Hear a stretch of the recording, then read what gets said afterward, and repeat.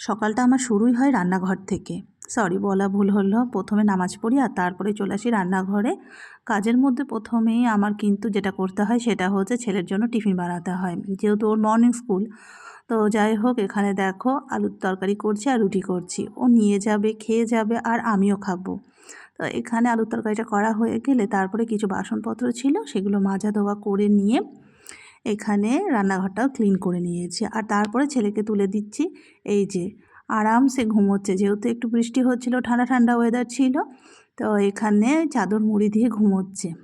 তো তারপরে ওকে তুলে দিয়ে ও নিচে গেল আর আমি এই সমস্ত ঘর বারান্দাগুলো কিন্তু গুছিয়ে ঝাঁট দিয়ে নেব। তো বেশ কিছুদিন ধরে কিন্তু আর কোনো তেমন ভিডিও দিতে পারছি না, কারণ যখনই ভাবি একটু ভিডিও দেব তো তখনই কিছু না কিছু সমস্যা এসে হাজির হয়। যদিও লাইফ মানেই হচ্ছে প্রবলেম, তো সেই প্রবলেমটা নিয়েই চলতে হবে। যাই হোক, কিছুদিন আমি অসুস্থ ছিলাম, তারপরে এখন আবার শ্বশুরমশাই অসুস্থ।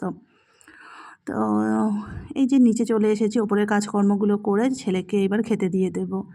তো ওকে খেতে দিয়ে তারপরে ওকে দেখো রেডি করিয়ে দিয়েছি। ওর স্কুলের গাড়িটা আসতে একটু দেরি আছে, তো আমি ভাবলাম একটু চা করে নিই। তো মর্নিংটা কিন্তু আমার অনেক সকালেই শুরু হয়, মানে এই নামাজ পড়ে তারপরেই কিন্তু আমি আর বেশি শুই না, 10-15 মিনিট একটু শুয়ে উঠে পড়ি।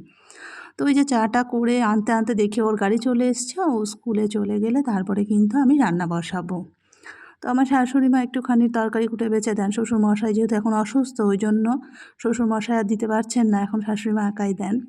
তো দুজন মিলেই কিন্তু আমাকে তরকারি বেছে দেন। তো যাই হোক, এখানে দেখো আমি রান্নাগুলো বসিয়ে দিয়েছি। রান্নার মধ্যে এখন বেশি কিছু আর করবো না, তাও নয় নয় করেও অনেক রকমই হয়ে যায়। তো রান্নাবান্না কমপ্লিট করে রান্নাঘর পরিষ্কার করে গোসলটা করে নিয়েছি। গোসল না করে কিন্তু আমার ব্রেকফাস্ট করতে খুব একটা ভালো লাগে না। বেশিরভাগ দিনই আমি গোসল করে তারপরেই ব্রেকফাস্ট করি, আর সেই জন্যেই কিন্তু আমার ব্রেকফাস্ট করতে অনেকটা দেরি হয়ে যায়।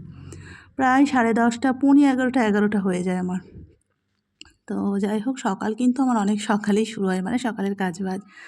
তো এখানে গোসলটা করে এসে তারপরে সকালে যেটা ছেলেকে টিফিন দিয়েছি ওটাই খেয়ে নিচ্ছি। আর এই দেখো দুপুরে রান্নাবান্না করেছিলাম সেই থালিটাও সাজিয়ে নিয়েছি। আর তারপরে এখানে দুজনেই নামাজ পড়ে, সেদিন আবার ছেলেও নামাজ পড়েছিল, মাঝে মধ্যে পড়ে মাঝে মধ্যে পড়ে না, দুজন মিলে নামাজ পড়ে খেয়ে নিয়েছি। আর তারপরে এখন চলে এসেছি ওপরে একটু রেস্ট নেব। তোমাদের মিনি ব্লগটা কেমন লাগলো জানিও।